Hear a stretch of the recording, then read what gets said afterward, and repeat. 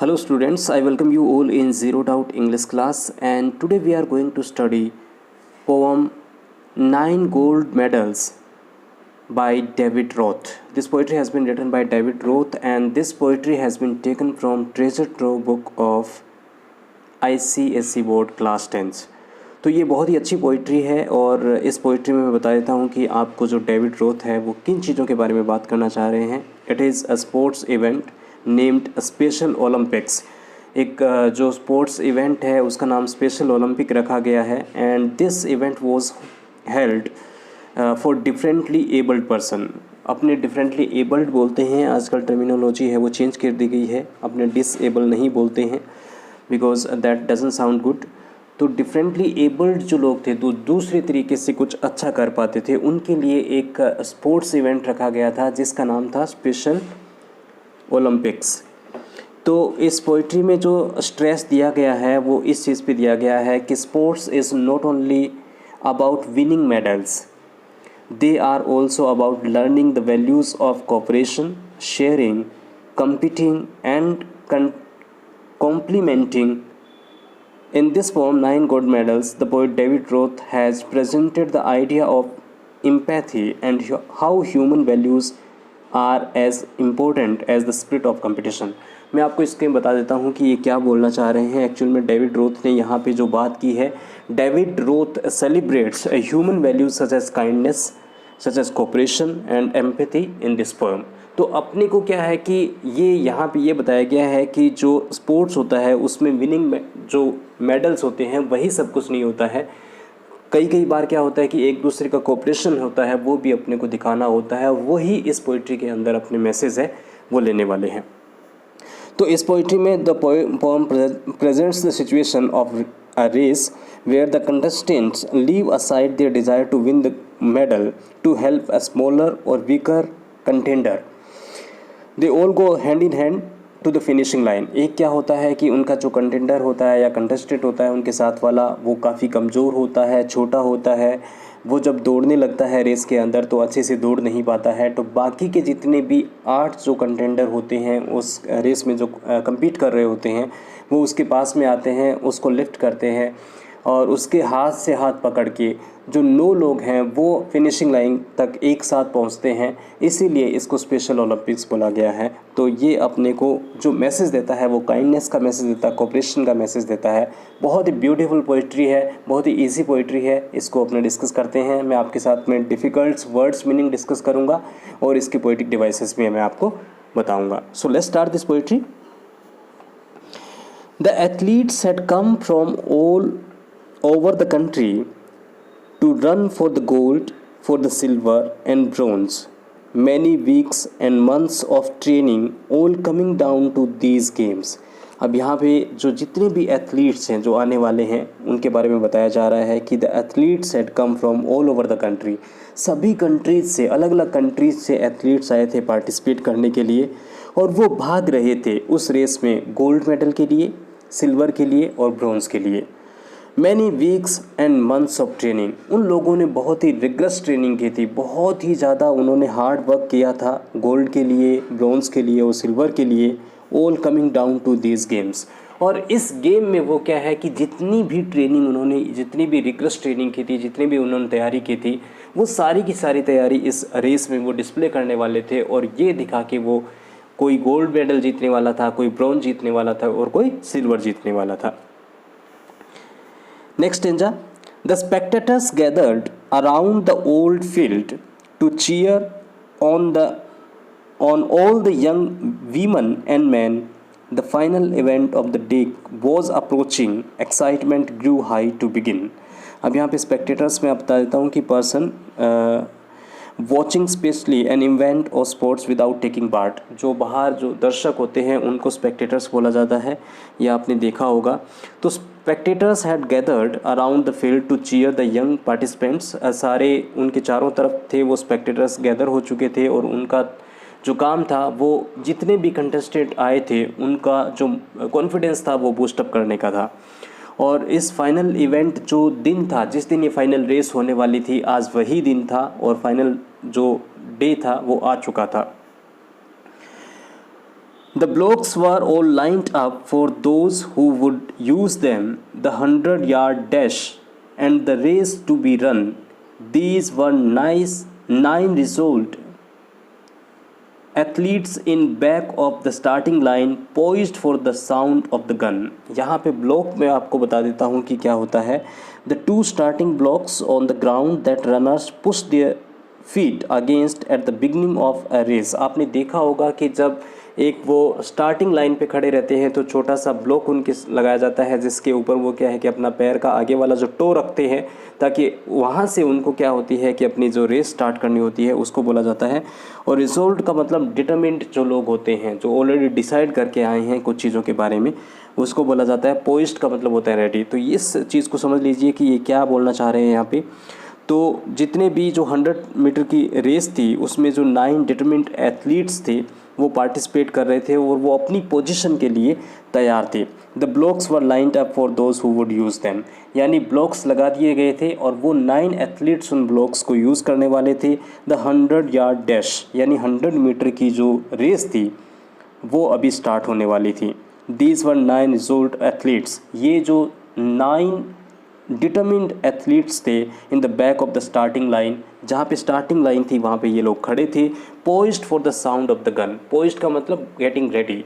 और वो साउंड जो होता है, गन का साउंड आपने देखा होगा जब भी एथलीट्स को जब भागने के लिए या दौड़ने के लिए जब सिग्नल किया जाता है तो एक गन से साउंड किया जाता है. उस साउंड को जैसे ही वो बजती है वो सारे के सारे एथलीट हैं वो मतलब भागने लगते हैं वहाँ से. तो उस साउंड के लिए सुनने के लिए वो तैयार थे.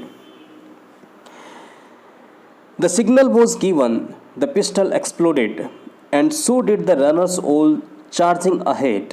But the smallest among them, he stumbled and staggered and fell to the asphalt instead.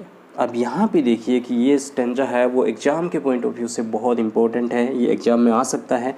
सबसे पहले अपने इसका जो डिफ़िकल्ट वर्ड्स मीनिंग है वो अपने डिस्कस कर लेते हैं. पिस्टल, यहाँ पे एक स्टार्टिंग पिस्टल यूज़ किया जाता है to signal the start of a race, ये आपको पता ही होगा.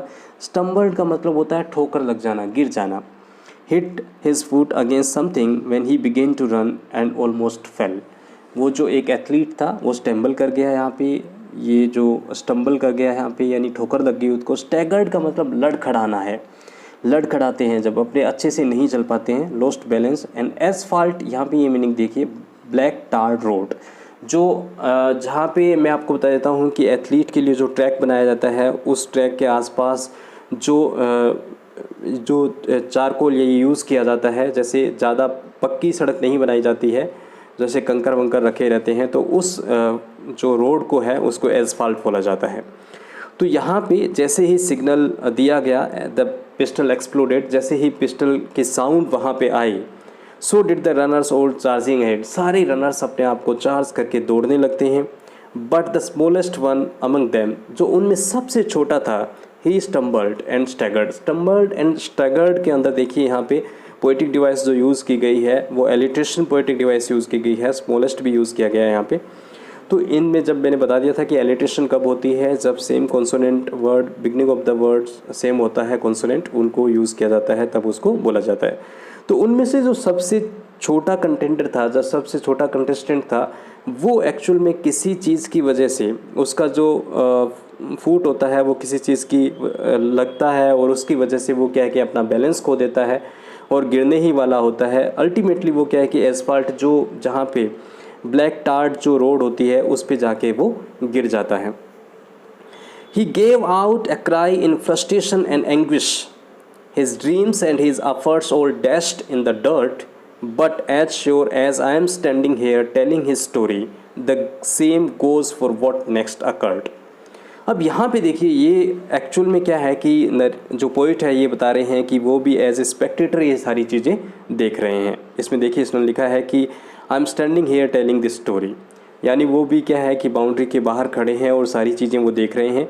एंग्विश का जो मतलब होता है वो पेन और डिसअपॉइंटमेंट होता है. डेस्ट का मतलब कोई भी चीज़ डिस्ट्रॉय हो जाना, नष्ट हो जाना, जो आपने संजो के रखी थी, जितने भी आप सपने देखते हो वो अचानक से आपको पता चलता है कि because of the some problems you have got destroyed all your dreams, तो वो क्या है डेस्ट हो गए. और अकर्ड का मतलब हैपेंड, कुछ हुआ. तो ही गेव आउट, कौन है यहाँ पे ही जो सबसे स्मॉलेस्ट कंटेंडर था, जो गिर गया था, बैलेंस जिसने खो दिया था, उसके लिए यहाँ पे लिखा है कि वो ज़ोर से चिल्लाया किस लिए? इन फ्रस्ट्रेशन एंड एंग्विश। पेन जो है उसका जो डिसअपॉइंटमेंट है, इसका जो फ्रस्ट्रेशन है, वो इसलिए है कि वो गिर गया, उसको चोट लगी, इस वजह से नहीं चिल्लाया, क्योंकि उसने कई महीनों तक तैयारी की थी इस मेडल को जीतने के लिए, और आज सारे के सारे ड्रीम्स थे उसके, वो मिट्टी में मिल गए थे, और इसलिए वो ड्रीम्स ना अचीव कर पाना, यही उसका पेन था, जो फ्रस्ट्रेशन और पेन के अंदर वो निकला, और इस वजह से वो चिल्लाया। His dreams and his efforts all dashed in the dirt. यहाँ पे देखिए, जो जिसने उसने सपने देखे थे, जितने भी उसके लिए एफर्ट्स किए थे, वो सारे के सारे मिट्टी में मिल गए। एक उसकी ठोकर की वजह से वो सारे के सारे जो सपने थे, उसको फॉर द टाइम बिंग ऐसा लगा कि वो सारे के सारे जो एफर्ट्स उसने किए थे, वो सारे फ्यूटाइल हो गए हैं, कुछ भी एफर्ट्स उसके काम में नहीं आए हैं। और यहाँ पे ये सारी की सारी स्टोरी है जो अपने को जो पोइट है वो बता रहे हैं। The same goes for what next occurred. अब यहाँ पे देखिए आगे क्या होता है, वो अपने को बताना चाह रहे हैं। The 8 other runners pulled up on their heels. The one who had trained for so long to compete, one by one, they all turned around and went back to help him and brought the young boy to his feet. देखिए कितना beautiful अपने को यहाँ पे जो चीज़ देखने को मिलेगी, वो काइंडनेस की है, जो सपोर्ट की है, कोऑपरेशन की है, वो इस स्टेंजा में अपने को देखने को मिल रही है। जितने भी 8 other runners pulled up on their heels, जो क्या है कि दौड़ना जिन्होंने स्टार्ट कर दिया था, अब क्या है, the ones who had trained for so long to compete, और वो सारे के सारे लोग जिन्होंने खुद इतने एफर्ट्स किए थे, रिगरस ट्रेनिंग की थी इस कंपटीशन को जीतने के लिए, one by one they all turned around, सारे एक एक करके वापस पीछे मुड़ते हैं, and went back to help him, और जो उनका साथी था, जो गिर गया था ठोकर लगने की वजह से, उसके पास उसको हेल्प करने के लिए जाते हैं।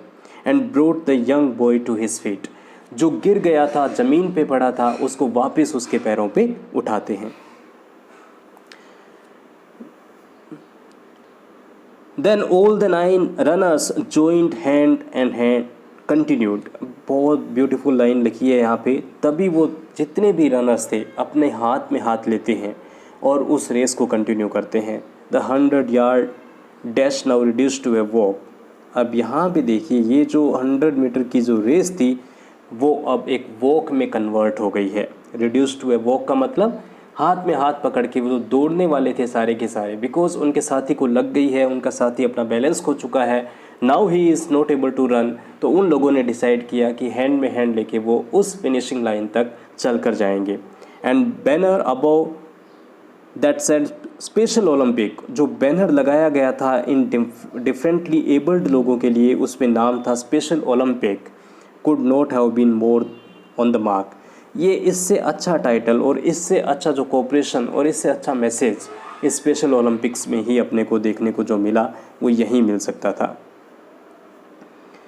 That is how the race ended. और इस तरीके से वो रेस है वो ख़त्म होती है विद 9 गोल्ड मेडल्स, और 9 गोल्ड मेडल्स उनको उस दिन डिस्ट्रीब्यूट किए जाते हैं। They came to the finish line holding hands still. Holding hands में देखना कौन सी पोएटिक डिवाइस है, एलिट्रेशन यूज़ की गई है। वो सारे के सारे फिनिशिंग लाइन तक अपने हाथ एक दूसरे के साथ पकड़े हुए आते हैं। And standing ovation and nice beaming faces, और उनको स्टैंडिंग ओवेशन यानी खड़े होकर जितने भी स्पेक्टेटर्स हैं विद बीमिंग फेसेस, और 9 बीमिंग फेसेस का मतलब उन 9 चेहरों पे जो मुस्कान होती है वो देखते ही बनती है। यानी सब ने इतनी ट्रेनिंग की थी, सबको उनके एफर्ट्स हैं, उनका जो एफर्ट्स को पे ऑफ किया जा रहा है यहाँ पे। Said more than these words ever will. और ये उनकी जो मुस्कुराते हुए चेहरे हैं ये अपने को दिखा रहे हैं कि गेम में जीतना ही सब कुछ नहीं होता, एक दूसरे का साथ देना, एक दूसरे के साथ कोऑपरेट करके चलना, ये चीज़, एक दूसरे के साथ काइंडनेस रहना, ये सारी की सारी चीज़ अपने को रेसिप्रोकेट करनी होती है। और यही सारी चीज़ें ये पोइट्री अपने को सिखाती है। तो ये बहुत ही ब्यूटीफुल पोइट्री थी जो डेविड रोथ ने लिखी है। इस पोइट्री में मैंने आपको स्टेंजा वाइज सारी चीज़ें डिस्कस कर ली है। पोइटिक डिवाइसेस भी मैंने आपके साथ में डिस्कस की है, डिफ़िकल्ट वर्ड्स भी मैंने आपके साथ में डिस्कस किए हैं। आई होप कि आप इस पोइट्री को समझ गए होंगे। And thank you very much for listening to me. आपसे इतनी सी रिक्वेस्ट है कि इस वीडियो को अपने दोस्तों के बीच में शेयर करें, इस चैनल को सब्सक्राइब करें। Thank you very much, thanks a lot, have